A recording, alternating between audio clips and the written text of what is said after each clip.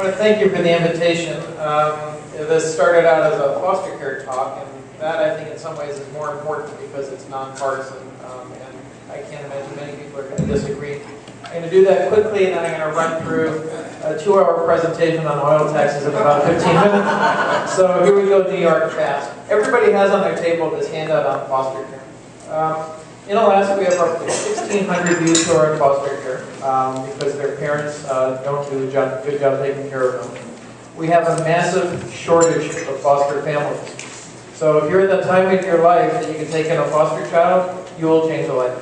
A massive shortage. And so what happens is foster youth get placed in inadequate homes. They get an inadequate upbringing, and the numbers show that roughly 40% of all foster youth who come out of the Alaska system end up homeless at some point in their life. If you don't have time to be a foster parent, and that contact number is here, we've started a number of volunteer programs.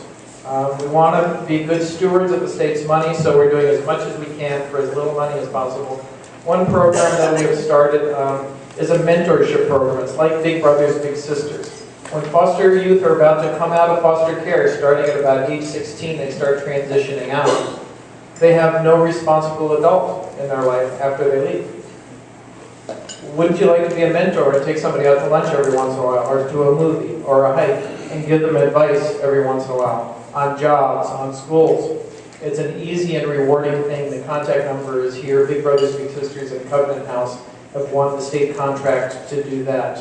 Very little money, you'll do it as a volunteer, and you'll change somebody's life. For those of you who run clothing stores or know anybody, we're getting clothing stores to offer discount clothing to foster youth. That was spurred by a moment where I met a youth who had to wear winter bunny boots to school in May because those were the only shoes she had. We have been collecting laptops, new laptops, late model laptops, and we're collecting laptops because most foster youth bounce between homes. It's easier to move a laptop than it is a desktop. And so if you have laptops, your business has laptops that you rotate through, let us know. We'll get them to a foster youth or to an alumni who recently came out of foster care. Right now we've collected somewhere over 50. The Larry Carr Foundation, the Carr Family Foundation has been very generous, so have many other people. Those things, just keep this sheet. If you can help with any of those things, you'll change your life. Now, on to the 15-minute, 2-hour presentation on oil taxes. Let's see if I can start the PowerPoint. We're supposed to press it.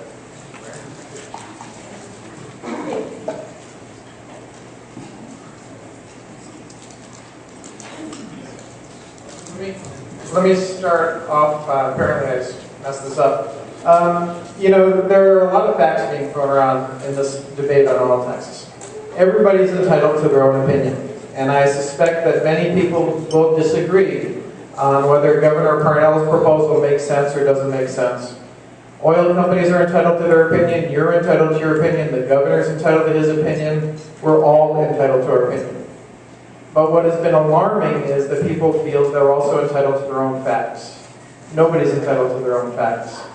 And there has been a lot of misinformation that has gone out on this oil tax debate. So what I'd like to do is give you the information. You make up your mind. I will certainly pepper it with my opinion. But here goes. When I first started working on oil tax reform, we were under what was called the ELF system. It was a taxation system that let 15 of 19 fields on the North Slope pay a 0% production tax. It was outdated, money was flying out of Alaska. And Jay Hammond early on, and Wally Hickel early on, stood up with me and said, I'll help you try and change the oil tax system. And Jay, every time I sat down with him, would start with this part of the Constitution, which is that we as a people, as owners of the oil and the resources, have a duty to maximize our resources for the benefit of our people. We don't just get to offer the people a decent deal. We have to maximize the benefit. The old ELF system until 2006 exempted some of the biggest fields in the nation from any production tax. I'm leaving aside the royalty, a small property tax, and a small corporate tax, but the production tax is the main one. And 15 of 19 fields on the North Slope pay close to 0% Kuparuk by 2006 was down to 0%. That's the second largest field in the United States. Nilni Point, 0%. Endicott, 0%. That's the 27th largest field in the nation, or was a few years ago. The system didn't work. If oil went up to $140 a barrel, those fields still paid 0%. So in 2006, we overhauled the state's oil and gas system. That law only lasted a year. That led to the corruption trials of many people, as we all know. But how did that 0% production tax work? And really, you only paid any real tax if you had a blockbuster field like Prudhoe Bay. But most fields, and any new field, any new modest-sized field, was going to pay a 0% tax. So we tell the world, come up here and invest, you'll pay a 0% production tax. How did that work? Oil production went down from 1998 at 1.27 million barrels a day down to 840,000 barrels a day by 2006. Went down roughly 4 to 5% a year, every single year, with a 0% production tax. Did low taxes increase oil flow through the pipeline? No. There was an argument that, well, under the old system, oil prices were low. But oil prices, the North Slope was developed at roughly $15 a barrel oil. By 2004, oil prices were going up to $30 a barrel, 2005, up over $40 a barrel, 2006, up over $60 a barrel, and production was still declining under a system that charged a 0% production tax on most oil. So again, this idea, if we reduce taxes all the way down to 0, is that going to increase production? History says it doesn't. You've heard claims that the new tax charges what the oil companies call an 80% marginal tax on new fields. There's no such thing as a marginal tax. The new tax charges at most prices somewhere around 30%. And you get credits if you invest in the state of Alaska. And deductions. And when you count the deductions on the credits, the state actually pays more than 50% of new capital expenditures on the North Slope. The goal there is to say, if you invest in Alaska, you get money back. Right, and that's the difference between what I think works. Making companies invest in Alaska to get money back, and just reducing the tax rate and saying, hey, you got to reduce the tax rate, do with the money what you want. Take it outside, give it to your shareholders, give it to people in bonuses. That's what happens when you just reduce the tax rate. So under the governor's proposal, it will cost roughly $8.2 billion over the next 5 years. He lowers the tax rate on all fields, and especially lowers the tax rate on new fields regardless of their size. To get the lower tax, you don't have to invest in Alaska. You can take the money out if you want. We give you that option. That's a pretty good deal if you're an oil company. He's claimed his new tax will lead to new exploration. So in committee testimony, I asked a few people. I asked Dale Pittman of Exxon, can you tell me how many exploration wells Exxon has drilled on the North Slope in the last 10 years, including back when the oil tax was 0? The answer was none. And then I asked him if this new law that the governor proposed was going to lead to new exploration and new fields. And he said he can't promise that they're going to do any new exploration. Great. I asked the same question to Claire Fitzpatrick of BP. And she said, if your question is, are we intending to do more exploration? It's not in my current plan. Who's going to get most of the money in reduced taxes on the North Slope? Exxon, BP, and Conoco. Conoco's answer was, we may do more exploration, we may not, we just don't want to commit. The 3 largest companies in the state refused to commit to do new exploration in new fields when the governor said the main impetus behind his bill was to get new exploration in new fields. It's a good way to give away $8 billion. The claim is that ACES has been oppressive to oil companies. Let's see how oppressive. ConocoPhillips, since ACES has been in place, has earned almost $8 billion in Alaska profits. Conoco is one of the few companies that the SEC requires to report their Alaska profits. BP reports their Alaska profits in a British financial statement, and they have also earned over $8 billion in profits in Alaska. under ACES over the last 4 years. This last year, technically, that British financial report let them deduct $1.5 billion of their $2.2 billion for Gulf spill-related expenses. While that might be the rule under the British financial report, it's not the rule under Alaska tax law. Their profits in Alaska were about $2.2 billion. They did deduct $1.5 billion of non-Alaska expenses on that British report. Exxon refuses and has always refused to say what their profits are in the state of Alaska, but I got them to admit in testimony that we should assume their profits are similar to BP and Conoco's because they have so much joint ownership on the North Slope of the large fields. Let's talk about 3 of the fibs that are on the table and just get those off so we don't have to talk about them anymore. You might remember some TV ads last year where people were saying jobs are down. Well, they're actually up by over 35% since the new law took place. Between 2006, under the old ELF system, and 2010, they've gone up by 35%. So jobs are up, not down. There was a claim on a really unimportant point. Hollis French saw 2 new rigs, 2 new $125 million drilling rigs come up to Alaska. I took a picture of them, and we did a press conference and we said, look, ACES isn't deterring investment. And they gave us an ability to start talking about the oil tax reform debate.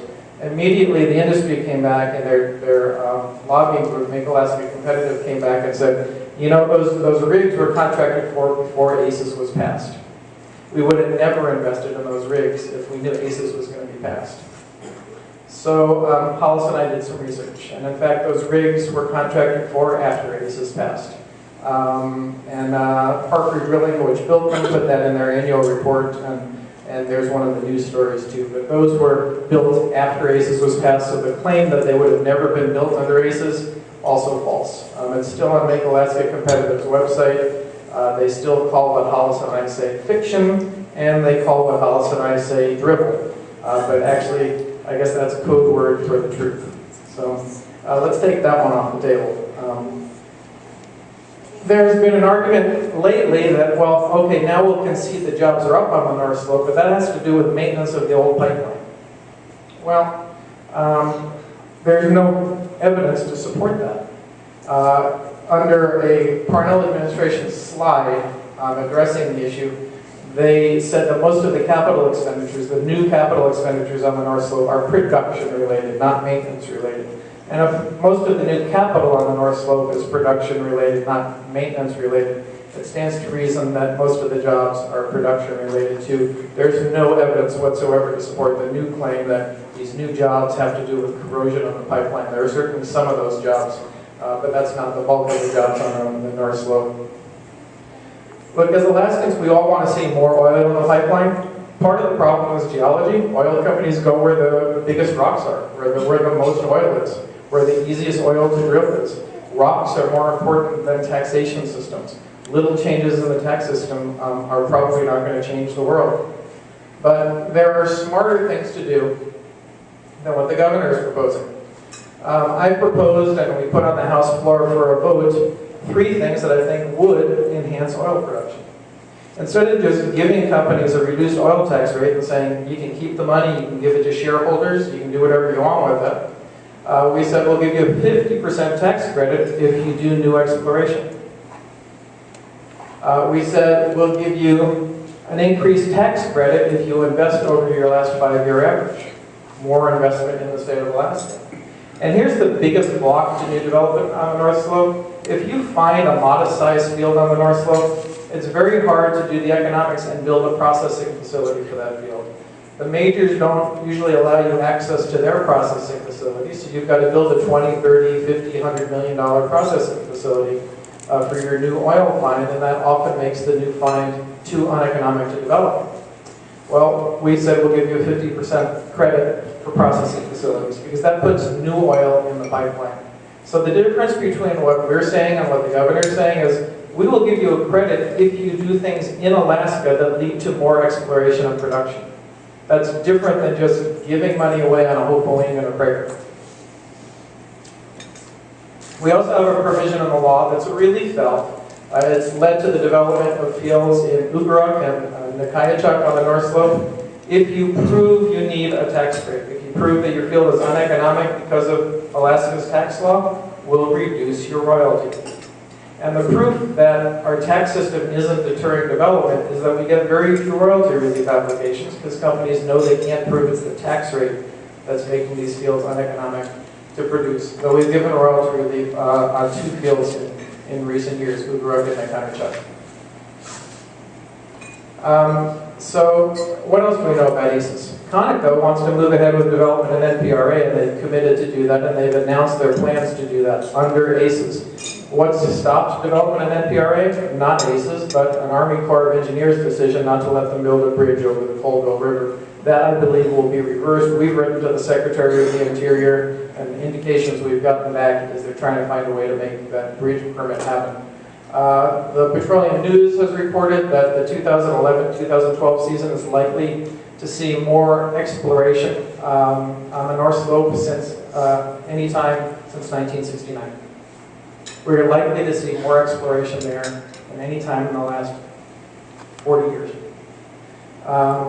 So we hope these things bear out, but ACES does a very good job at attracting companies because we pay a good portion of your capital investment under the current law. It was designed that way. You get to lower your tax rate if you invest in Alaska. There are 2 kinds of major wells on the North Slope. There are exploration wells. You've seen that hopefully those numbers are going to go up next year. Development wells are the wells you drill infield, in fields you're already developing. And the development wells right now are higher in number than they have been at any time since 2006. We'd certainly like to see more, but development wells are actually getting more efficient, and drilling is getting more efficient. From the same place, you can drill further, and that has to do with that has to be reflected when you talk about the number of wells you're drilling. We need fewer wells to produce more oil, given that we can do directional drilling. ACES has generated roughly $15 billion of extra surplus money in the state. That's why we're not like Michigan. That's why we're not like Massachusetts. That's why we're not firing teachers and firing police officers and firing troopers. We're in actually pretty good economic shape in the state, and it's because of ACES. And without ACES, we'd have fewer teachers, higher unemployment, fewer police, higher unemployment, less money to share with municipalities, higher unemployment, less construction, higher unemployment. It's not just oil jobs, it's the jobs that we get around the economy by having a stable economy, and ACES has helped with that. We have the largest savings account in the nation. So, are Alaska taxes fair? Are they excessive? The average tax, despite the claims from industry that you hear that there's a marginal tax of 90%, there's no such thing as a marginal tax. Nobody pays a marginal tax. The actual tax has been roughly 32% since ACES has been in place, plus the royalty and property tax and the small corporate tax. Here's one thing about ACES that you don't hear. It's flexible.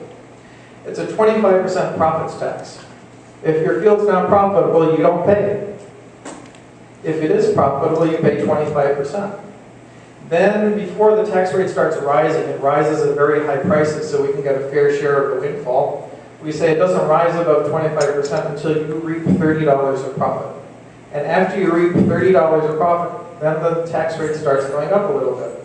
So on an easy field to develop, the biggest stuff in Prudhoe Bay, let's say the lifting costs are $15 a barrel, your taxes start going up at about $45 a barrel.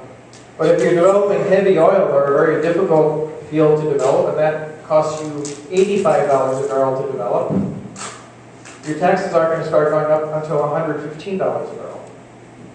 So ACES was designed to be flexible. The harder to develop fields pay a lower tax.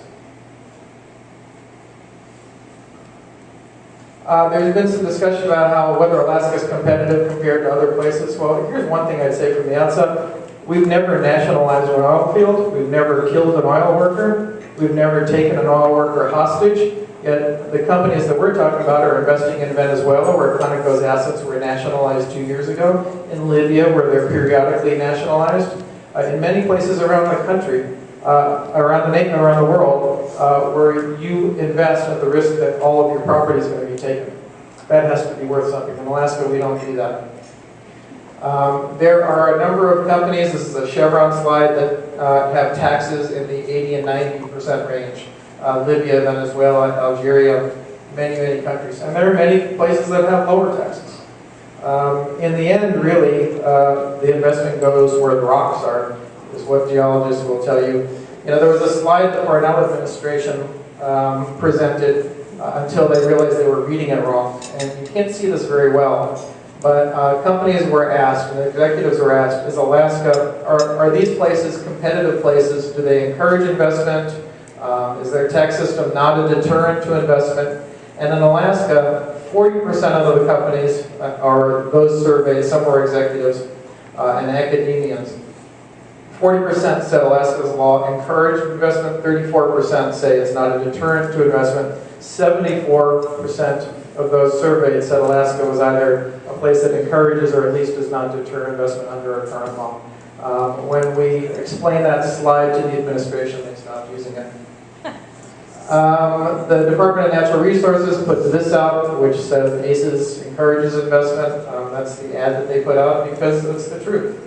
And that's why we're seeing more developers on the North Slope this year than we have in a long, long time. How has investment gone on the North Slope? You probably have assumed from the ads that it's gone down. It's actually gone up by roughly 25% since 2007. That's total operating and capital expenses on the North Slope.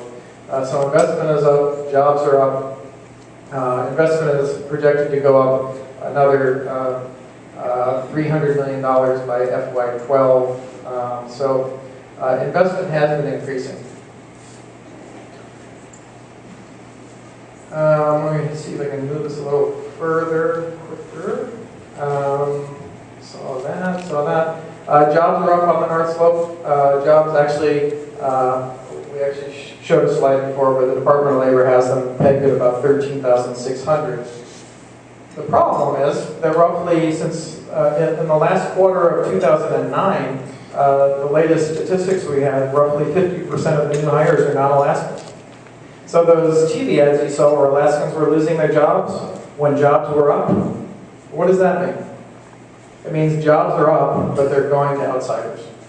We can't really control that despite what you hear from a lot of politicians. So the Constitution doesn't allow us to require Alaska hire. That we rely on the good faith of oil contractors and companies to do that. But they have chosen lately to increase their non-Alaska hire. There are more companies doing business in Alaska now than in 2006 before we changed the law, almost double. As I said before, there is a fair amount of exploration that's projected to go on the North Slope this winter. You know, one final interesting thing, the Parnell administration admitted that when he surveyed companies and asked them how ACES worked for them, 4 to 5 of the 10 he surveyed said it was just fine. 2 or 3 thanked the state for the tax credit program, and 2 companies wanted to see ACES change. Well, here's the truth. I mean, if you say to any company today, would you like lower taxes, they're going to say yes. And if you say to any company, would you do more in Alaska if we lower your taxes, they're going to say yes. I mean, seriously. So, so we get a lot of testimony like that. Reduce our taxes and we'll do more. But no binding commitments, and the commitments on exploration were by the big companies, don't count on it. So under ACES, investment and jobs are at all-time highs. We do need to get more oil in the pipeline. Part of that is geology. And I think the real way to get oil in the pipeline is to say you get a tax credit if you invest in Alaska in the things that we want you to invest in. And I think it's a loser's game just to lower the tax rate and hope the money comes back, because it didn't work under the old ELF system. Thank you very much. I wanted to leave some time for questions. Do we have time for questions? It's a couple of minutes, so I'm happy to take questions. That was my best attempt at a quick 2-hour presentation. Mayor Meisner. That's a lot of information, but one question sort of stands out to me, and that is the exploration part of it. It seems to be working pretty well now with the tax credits for ACES. Yeah. We list the things that we spend in that much. Then I've also heard, well, you also mentioned other people have talked about the fact that before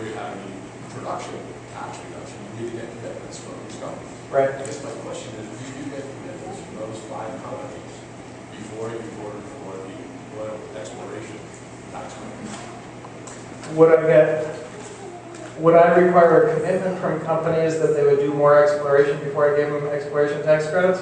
Yeah. I think that's a worthy question, and I think it's, well, right now, It's working. the law that's being proposed right now has no exploration tax credits. And the companies that are doing the extra exploration this coming year are doing it under the current law. So there's no commitments by those companies. They just announced last year that they were going to do this work, and they're going to do the work. Any other questions? Yeah. Does any of this stuff have any impact on either oil or gas production in Cook Inlet? No. In Cook Inlet, we charge pretty close to a zero tax rate. We get a royalty, but very little. Cook Inlet gas is largely used for in-state consumption, and so the goal there is just to get the gas out of the ground so we can use it. That's a whole other subject. Yeah. Any other questions? Thank you. All right. Well, thank you very much.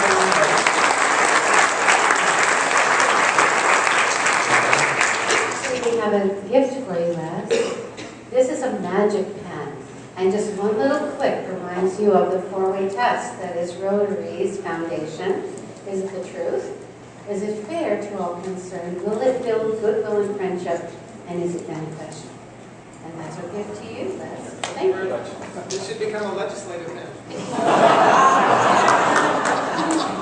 I'll order some extra ones.